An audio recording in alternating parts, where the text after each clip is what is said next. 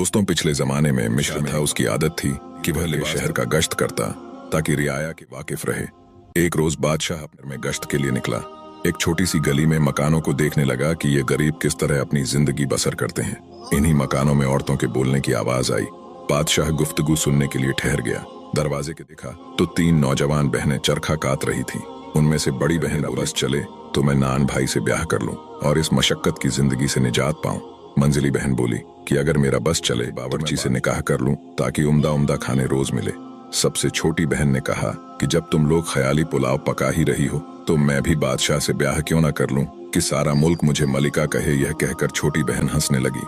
बादशाह ने वजीर से कहा कि इस घर को पहचान लो, सुबह इन तीनों औरतों को दरबार में हाजिर करना। उसके बाद बादशाह गश्त करने चला गया। दूसरे 9 बहनें दरबार में पेश की गई। बादशाह ने रात का किस्सा पूछा तो बादशाह ने नरमी से कहा कि खौफ की कोई जरूरत नहीं, जो बात थी बयान करो।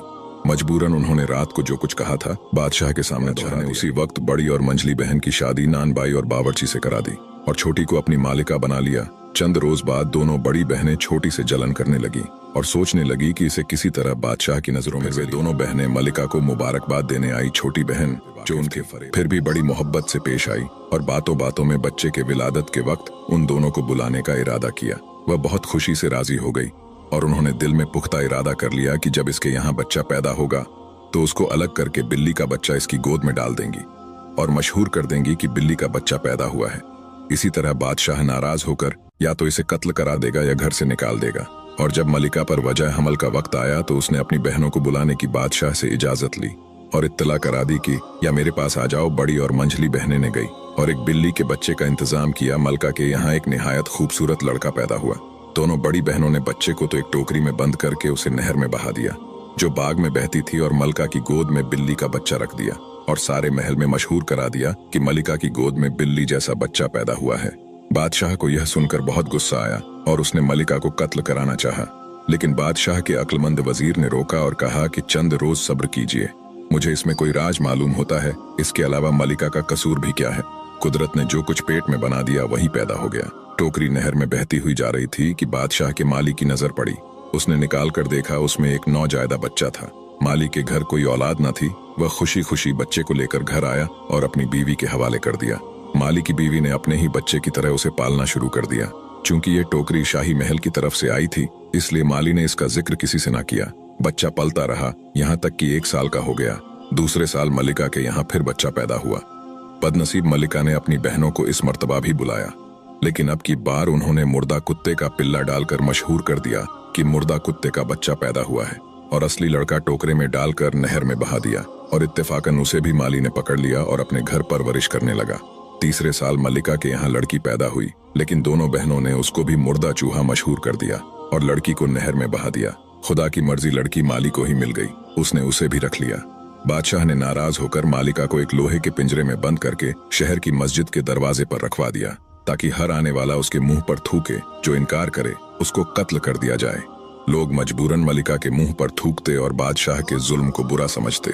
तीनों बच्चे माली के यहाँ परवरिश पाते रहे। माली ने तीनों बच्चों का तालीम और तरबियत शहजादों जैसी करवाई। बड़े लड़के का नाम माली ने शहजाद छोटे भाई का परवेज और लड़की का नाम परिजाद रखा। कुछ दिन बाद इत्तेफाक से मालिन बीमार होकर मर गई। बच्चों को इतना ही दुख हुआ जितना कि माँ का होता है, क्योंकि वह इसी को माँ समझते थे। इस बीच सब पढ़ लिख कर जवान हो गए। माली भी रुपए पैसे वाला हो गया। उसने बादशाह की इजाजत से एक महल तामीर करवाया और एक बहुत बड़ा बाग बनवाया जिसमें एक चिड़िया खाना भी था और तीनों बच्चों के साथ उसमें रहने लगा। अभी यहाँ रहते ज्यादा दिन नहीं हुए थे कि माली बीमार हो गया और कुछ दिन बीमार रहने के बाद मर गया। बच्चे बहुत ही परेशान हुए, लेकिन क्या हो सकता था, आखिर सब्र करके बैठ गए। जब दोनों भाई शिकार के लिए जाते तब परिजात बाग में अपना मन बहलाती या कभी गाना गाती। इत्तेफाकन मलिका की बड़ी बहनों को भी उनका पता चल गया और वह भड़क उठी। उन्होंने आपस में मशवरा किया कि मलिका का तो खूब इंतजाम हो गया, लेकिन अगर बच्चे जिंदा रहे तो मुमकिन है किसी वक्त राज खुल जाए। लिहाजा उन्होंने एक कुटनी को बुलाकर अपना मंशा जाहिर किया। कुटनी कहने लगी, तुम इत्मीनान रखो, मैं इनको ऐसे तरीके से यहाँ से हटाऊंगी कि किसी को कानो कान खबर ना होने पाएगी। एक रोज शहजाद और परवेज शिकार को गए। कुटनी उनके घर आई और परिजात से नमाज की इजाजत लेकर वजू करके नमाज पढ़ने लगी। परिजात कुटनी की नेकी से मुतासिर हुई और बा इसरार खाना खिलाकर अपने साथ बाग दिखाने ले गई। मक्कार कुटनी बाग देखकर कहने लगी, यूं तो हर चीज मौजूद है, लेकिन इसमें 3 चीजों की कमी है। अगर वह मिल जाए तो फिर यह बेमिसाल बाग होगा। परिजात ने पूछा, वह क्या है? कुटनी ने कहा, इनका मिलना जरा मुश्किल है। परिजात ने इसरार किया, तुम बताओ तो सही। बुढ़िया ने कहा, इसमें बोलती हुई चिड़िया, गाता हुआ दरख्त और सुनहरी चश्मे के पानी की कसर है। अगर वह भी आ जाए तो फिर यह बाग जन्नत का नमूना बन जाए। परिजात बोली, ये चीजें कहाँ से मिलेंगी?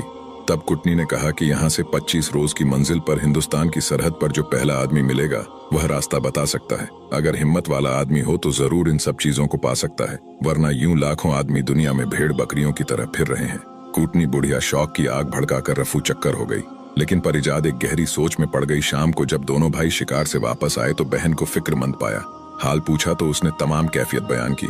शहजाद ने कहा कि तुम इतना रंज क्यों करती हो, मैं जाता हूँ, ये सब चीजें ले आऊंगा। अगले रोज शहजाद सफर को तैयार हुआ और बहन को एक खंजर निकाल कर दिया कि यह मेरी निशानी है। जब तक यह साफ है समझना मैं बाखरियत हूँ, जब देखो कि यह मैला हो गया है तो उस वक्त समझ लेना कि मुझे कोई मुसीबत पेश आई है, और अगर खून आ जाए तो समझ लेना कि मैं अब इस दुनिया में नहीं रहा। उसके बाद भाई बहन से रुखसत होकर 25 रोज तक इसी रास्ते पर चलता रहा जो कुटनी ने बताया था। 25वें रोज सरहद हिंदुस्तान पर उसे कुटिया नजर आई। वहां पहुंचा तो देखा अंदर एक फकीर बैठा है और उसका चेहरा बालों से छुपा हुआ है। शहजाद ने जेब से कैंची निकालकर फकीर का खत बनाया और फिर अदब से सलाम किया। फकीर खुश हुआ और कहने लगा, यहाँ कैसे आना हुआ? शहजाद ने अपना मुद्दा बयान किया और कहा, वह अपनी बहन के लिए बोलती चिड़िया, गाने वाला दरख्त और सुनहरी चश्मे के पानी की तलाश में है। फकीर ने एक सर्द आह भरी और कहा, बेटा मुझे रास्ता तो मालूम है, लेकिन वहां खतरा बहुत है क्योंकि तुमने मेरी खिदमत की है, इसलिए मैं तुम्हें इस काम से मना करता हूं, क्योंकि बहुत से आदमी इस तलाश में गए लेकिन वापस कोई ना आया। शहजाद ने इसरार किया तो फकीर ने अपनी गुदड़ी से एक गेंद निकाल कर दी और कहा, इसको जमीन पर डाल दो और खुद उसके पीछे रवाना हो जाना। जहां यह गेंद रुक जाए तुम भी घोड़े पर से उतर जाना। सामने एक पहाड़ होगा, तुम उस पहाड़ पर चढ़ जाना। जब तुम पहाड़ पर चढ़ोगे तो हर तरफ से अजीबोगरीब आवाजें आएंगी और तुम्हें अपनी तरफ आकर्षित करेंगी, लेकिन अगर तुमने पीछे मुड़कर देखा तो तुरंत पत्थर के हो जाओगे, और अगर आगे चले गए तो तुम्हारे मतलब की चीजें मौजूद होंगी और तुम उन्हें लेकर चले आना। शहजाद ने फकीर का शुक्रिया अदा किया और गेंद जमीन पर डालकर खुद उसके पीछे रवाना हुआ। गेंद पहाड़ के दरमियान में जाकर ठहर गई। शहजाद घोड़े से उतरा और पहाड़ पर चढ़ने लगा। अभी चंद ही कदम चला था कि चारों तरफ से शोर मच गया। गालियों की आवाजें आने लगी, लेकिन शहजाद सब कुछ सुनता रहा और आगे बढ़ता रहा। जब ऊपर चढ़ा तो गालियां सुनकर शहजाद का खून खौल उठा। चंद कदम और आगे बढ़ा तो बिल्कुल बराबर से किसी ने बड़ी सख्त गाली दी और शहजाद तलवार लेकर पलटा तो वहां कुछ ना था, लेकिन वह खुद पत्थर का हो गया। परिजात रोज शहजाद का खंजर देखती और उसकी सलामती की दुआएं मांगती। एक रोज परिजात दिन में खंजर उठाकर देखी तो वह चमक रहा था। इसी तरह शाम हो गई। परवेज बाहर से आया तो कहने लगा, शहजाद भाई का खंजर मुझे दिखाना, मेरा जी खुद बैठा जा रहा है। परिजात अंदर से खंजर लाई और म्यान से निकाला तो वह बिल्कुल स्याह हो चुका था। यह देखकर परिजात रोने लगी और परवेज से कहा, जरूर भाई शहजाद पर कोई मुसीबत आन पड़ी है, क्योंकि खंजर मैला है। खुदा का शुक्र है कि वह अभी जिंदा है। परवेज बड़ा परेशान हुआ और बहन को समझाने लगा, मैं शहजाद की तलाश में जाता हूँ। परिजात ने कहा, भाई मैं अकेली कैसे रहूंगी? परवेज कहने लगा, मैं तुम्हें खुदा के सुपुर्द करके जा रहा हूँ, लेकिन सोचो अगर इस वक्त शहजाद की मदद न की गई तो उसका क्या हशर होगा। उसके बाद दोनों बहन भाई मिलकर बहुत रोए। परवेज ने अपने गले से मोतियों की माला उतारकर बहन को दी और उससे कहा, मेरी हालत का अंदाजा होता रहेगा, जब तक यह अच्छी हालत में है मैं खैरियत से हूँ, और अगर इसके दाने एक दूसरे से जुड़ जाएं तो मेरी मौत का दिन होगा। परिजात ने भाई का हार गले में पहन लिया और कहा, जाओ मैं तुम्हें खुदा के सुपुर्द करती हूँ। परवेज 24 दिन सफर के बाद 25वें रोज उसी फकीर की कुटिया पर पहुंचा और वही सवाल किया कि बोलती चिड़िया, गाता हुआ दरख्त और सुनहरी चश्मे का पानी लेने आया हूँ। फकीर ने समझाया कि बेटा क्यों अपनी जान देता है? चंद रोज हुए तेरा हम शक्ल नौजवान गया, लेकिन वापस नहीं आया, शायद पत्थर का हो गया। परवेज ने कहा, बाबा वह मेरा भाई था, अब मैं जरूर जाऊंगा, या अपनी जान दूंगा या भाई का इंतकाम लूंगा। फकीर ने जब देखा कि यह नहीं मानता तो गेंद निकाल कर दी और कहा कि इसको डाल दो जमीन पर, इसके पीछे चले जाना, और सब कुछ समझा दिए। परवेज गेंद को जमीन पर डालकर इसके पीछे पीछे रवाना हुआ। गेंद पहाड़ के दामन में जाकर रुक गई। परवेज घोड़े से उतरकर पहाड़ पर चलने लगा। ज्यों ही उसने कदम बढ़ाया, हर तरफ शोरगुल और गालियों की आवाजें उसका नाम ले लेकर उसे धमकाने लगी। परवेज अपने गुस्से पर काबू न कर सका और तलवार लेकर पीछे पलटा ही था कि उसी वक्त पत्थर का हो गया। जिस वक्त वह पत्थर का हुआ उसी वक्त परिजात के गले में पड़ी हुई माला के दाने एक एक करके करीब हो गए, जिससे परिजात समझ गई कि दूसरे भाई परवेज पर भी कोई मुसीबत आन पड़ी है। तमाम दिन वह दोनों भाइयों को याद करके रोती रही। फिर दूसरे रोज उसने फैसला किया कि जब भाई ना रहे तो मैं यहाँ रहकर क्या करूंगी। चुनांचे परिजात मर्दाना लिबास पहनकर घोड़े पर सवार हुई और अपने भाइयों की खोज में खुद चल पड़ी।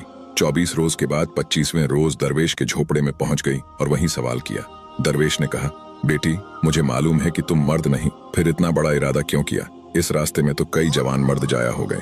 परिजात ने हाथ बांध कर कहा, बाबा अभी चंद रोज हुए मेरे 2 भाई यहाँ आकर खप गए। अब मैं या तो उनका बदला लूंगी या यहीं खत्म हो जाऊंगी।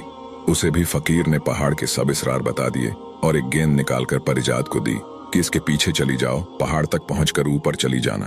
परिजात गेंद लेकर दरवेश को सलाम किया, फिर अपनी जेब से रुई निकालकर कानों में इस तरह ठूंसी कि बिल्कुल कान बंद हो गए।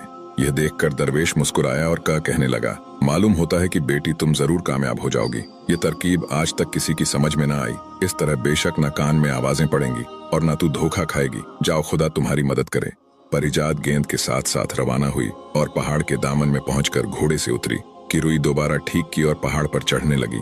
हर तरफ से आवाजें बुलंद हुईं, लेकिन परिजात के तो कान बंद थे, कुछ सुनाई ही ना देता था। वह बेखबर पहाड़ की चोटी पर पहुंच गई। वहां एक चिड़िया का पिंजरा लटक रहा था।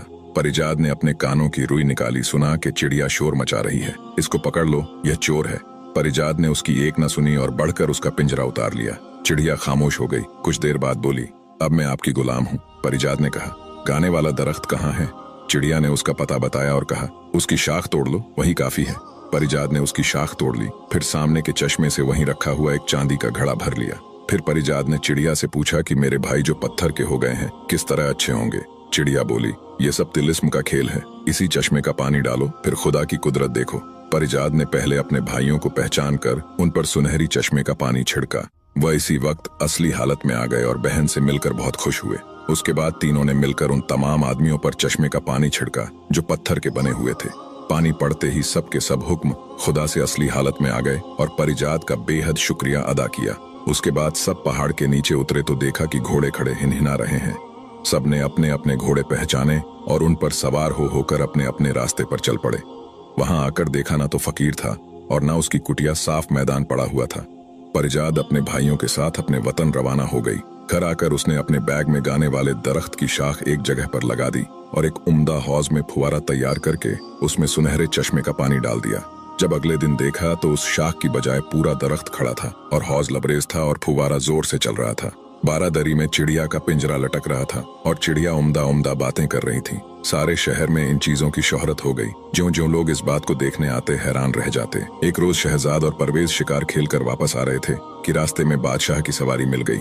हर चंद उन्होंने कोशिश की कि बचकर निकल जाएं, लेकिन सामना हो गया। उनको देखकर बादशाह ने पूछा कि तुम किसके लड़के हो? उन्होंने अर्ज किया कि हुजूर माली के लड़के हैं और फला जगह हुजूर की इजाजत से महल तैयार कराया था, इसमें रहते हैं। बादशाह के दिल में उनके लिए मोहब्बत बढ़ रही थी। सिर्फ बात बढ़ाने को पूछा, तुम कहाँ से आ रहे हो? शहजाद ने अर्ज किया कि शिकार खेलने गए थे। बादशाह ने कहा कि बगैर इजाजत शिकारगाह में क्यों गए? दोनों ने हाथ बांधकर कहा कि हमें पता नहीं था कि यहाँ शिकार खेलना मना है, आइंदा खता नहीं होगी। बादशाह उनके तौर तरीके देखकर खुश हुआ, फिर मुस्कुराकर कहने लगा, अच्छा मेरे साथ आओ, चलो दिखाओ क्या शिकार खेलते हो। दोनों भाई साथ हो लिए जंगल में जाकर थोड़ी देर में शेर लाए और बादशाह के आगे पेश किया। बादशाह उनकी जुर्रत और महारत से और ज्यादा मुतस्सिर हुआ और कहने लगा कि तुम मेरे साथ महल में चलो, खाना खाकर चले जाना। दोनों भाइयों ने फिर हाथ बांधकर अर्ज किया, बादशाह सलामत हमारी एक बहन है और हम सब ने मिलकर कसम खा रखी है कि आपस में मशवरे के बगैर कोई काम ना करेंगे। हम इससे पूछ लें और कल हुजूर की खिदमत में हाजिर होंगे। बादशाह ने इजाजत दी और दोनों भाई घर आए, लेकिन बादशाह की दावत का जिक्र परिजात से करना भूल गए। दूसरे रोज बादशाह से शिकारगाह में मुलाकात हुई तो दोनों शर्मिंदा हुए और बोले कि हुजूर हमें कल याद नहीं रहा, आज पूछकर फिर हाजिर होंगे। इसी तरह 3 दिन बराबर भूलते रहे। चौथे रोज बादशाह ने दोनों को एक एक गेंद दी और कहा, इसको कमर में बांध लो, जब कपड़े उतारोगे तो ये गेंद गिरेगी तो तुम्हें याद आ जाएगा। चुनांचे दोनों भाइयों ने शुक्रिया अदा करके गेंद कमर में बांध लिए। जब रात को लेटने लगे तो वह गेंद कपड़ों से गिरी और उन्हें बादशाह से किया हुआ वादा याद आ गया। दोनों उसी वक्त परिजात के पास आए और बादशाह की दावत का जिक्र किया। परिजात कहने लगी, तुमने पहले ही याद क्यों न रखा? खैर ठहरो, मैं अपनी चिड़िया से मालूम करके बताती हूँ। परिजात चिड़िया के पास आई और सवाल किया, मेरे भाइयों को बादशाह की दावत में जाना चाहिए कि नहीं?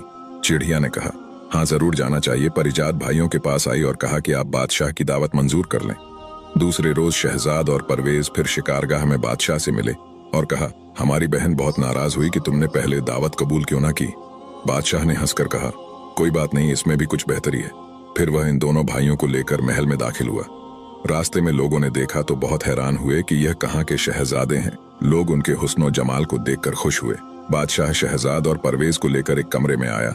फिर दस्तरखान पर खाना चुना गया और सबने मिलकर खाना खाया। बादशाह की हालत थी कि जी चाहता कि दोनों उसकी नजरों के सामने रहे।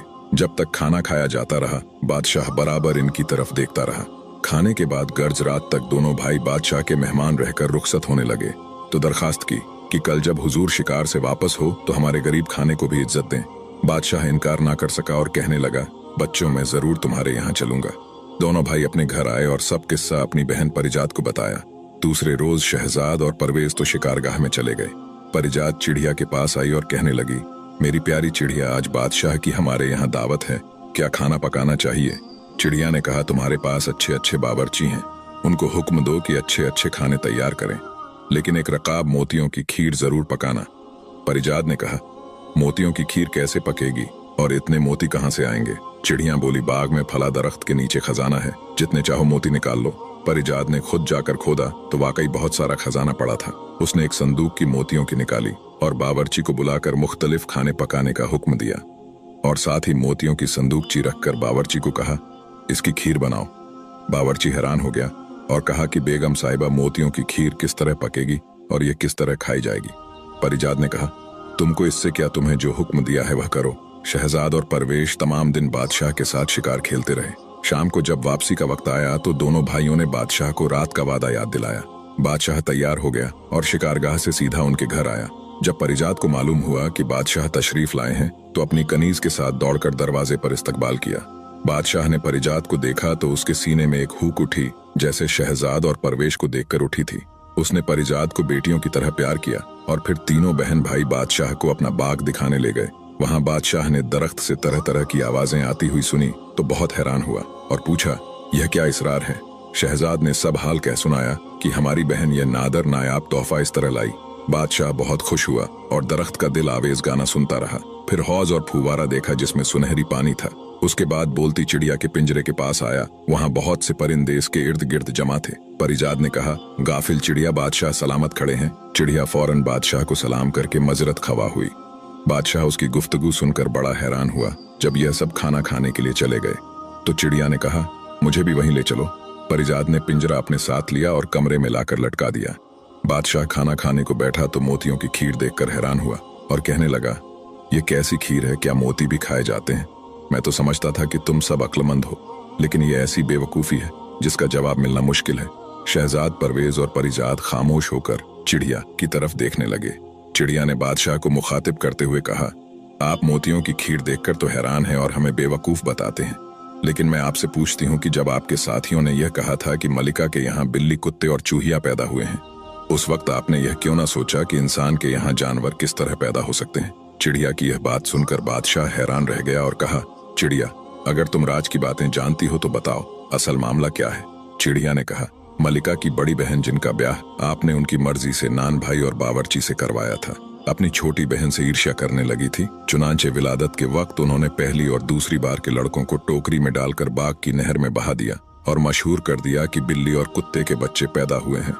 तीसरी बार बेटी पैदा हुई और उसको भी नहर में बहा दिया और आपसे कह दिया कि मुर्दा चूहा पैदा हुआ, लेकिन खुदा के हुक्म से वह तीनों बच्चे आपके माली के हाथ लग गए।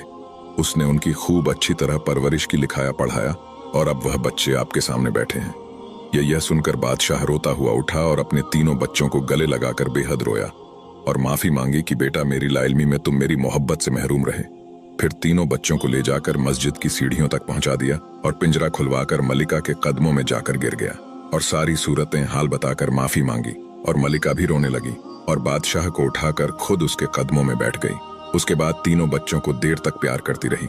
बादशाह ने मलिका को अमाम में भेजा ताकि गुस्ल करके लिबास तब्दील करे और खुद बादशाह ने मलिका की दोनों बहनों को बुलवाकर उसी वक्त कत्ल करा दिया। मलिका अमाम से फारिग होकर आ गई। उसी वक्त सबने मिलकर एक साथ बैठ बैठकर खाना खाया।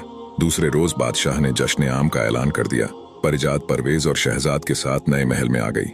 बादशाह भी यहीं रहने लगा। उसके बाद उसने एक अरसा तक निहायत अदल इंसाफ से हुकूमत की। प्यारे दोस्तों, अगर आपको हमारी कहानी पसंद आई हो तो वीडियो को लाइक करें और हमारे YouTube चैनल AK वॉइस को सब्सक्राइब करें ताकि आपको हर नई आने वाली कहानी का नोटिफिकेशन मिलता रहे। धन्यवाद।